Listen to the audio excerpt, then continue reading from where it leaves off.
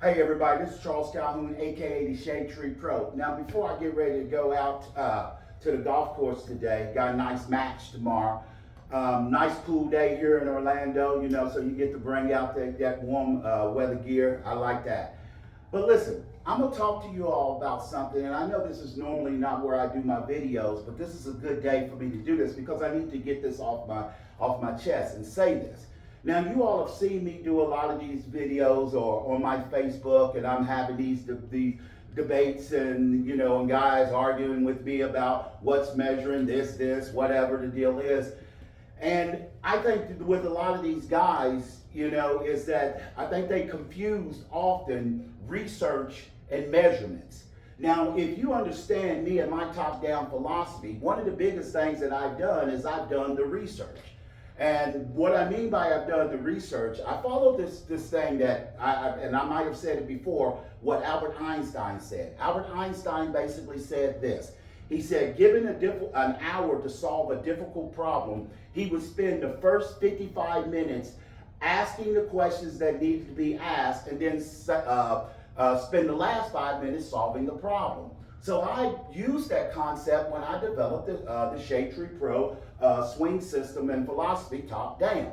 Now, getting back into measurements and research, I'll use an example for all of you all that walk around with your iPhones and all of that. Steve Jobs basically, I would say he walked to his people and he basically said, look, I want this amount of music or this right here into this size thing or phone, whatever the deal was.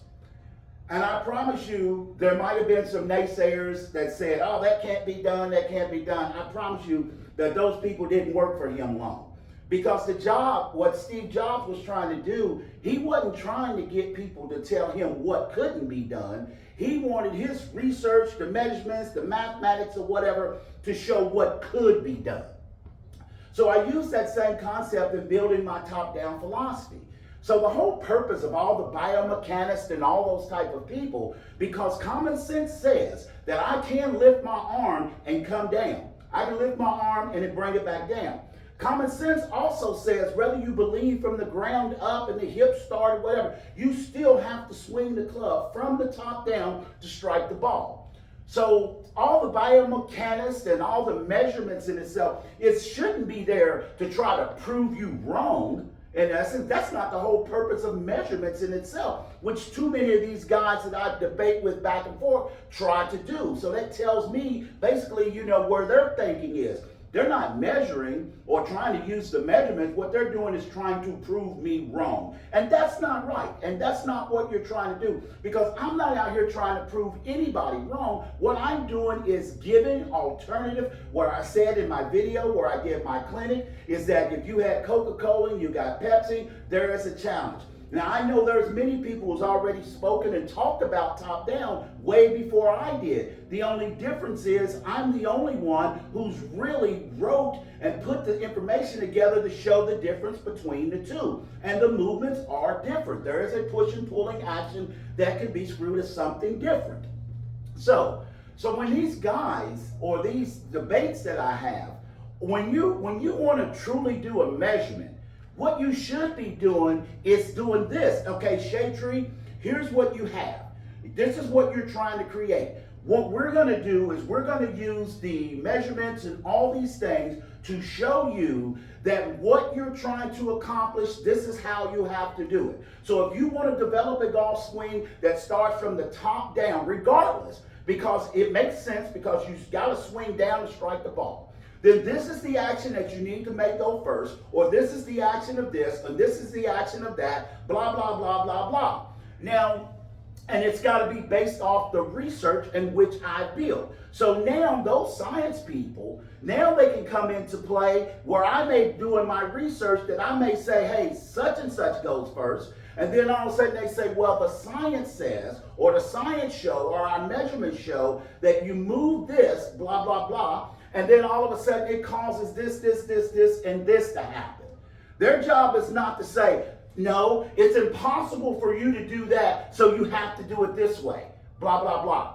Because automatically, it's not impossible for me to get a club up in the air and bring it back down to strike the ball, to cause the upper body, to cause the middle body, to cause the lower body to react. It's not impossible for me to do that. So the thing is, as I'm saying to all you cats out there, if you spent more time sitting here trying to prove me right, especially the brothers, if you spend more time trying to prove me right, because it's obvious that I can do what I'm talking about, I've done the I've done the research. Now, like I said, if you spend more time trying to prove me right, instead of wasting all the energy trying to prove me wrong, when in fact we're talking from two different areas. You're doing your measurement based on the upper body and the lower body. I'm doing my measurements based on the upper body, the middle body, and the lower body. It's almost like a pump where the scapula raises and then it comes back down to trigger the body. Those are totally different measurements. So you can't use your measurements based on the work in which I'm doing. 2 bodies and 3 bodies are totally different. I have to define that. And also it talks about mathematics. Always account for variable changes. So if the variables changes from 2 bodies to 3 bodies, then all of a sudden the measurements cannot. And that's simple understanding in mathematics, science, or whatever. If the variables change, the measurements must change. That's just plain and simple and common sense in science and mathematics. So what you need to do, in essence, as I said before, quit wasting your time sitting here trying to prove something to be wrong when you can see me getting results out of it. Because if nothing else, any golf swing will be improved. And I will say this 100%.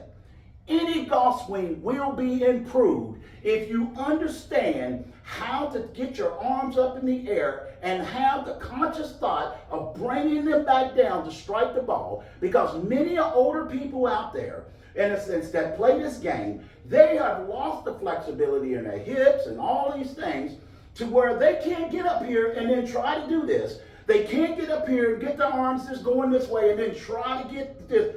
Most of them don't even have the mobility or the flexibility to do it as once. And even a lot of young kids can't even get the rhythm of doing that. I can do all of that. I've just found an easier way to do it. And you all have seen the results. So as I say to everybody out there and all my naysayers and haters and all that stuff, of course you already know I'm not going to change it because, like I said, I'm having a lot of success with it. So be smart because, hey, look, I'm trying to help you.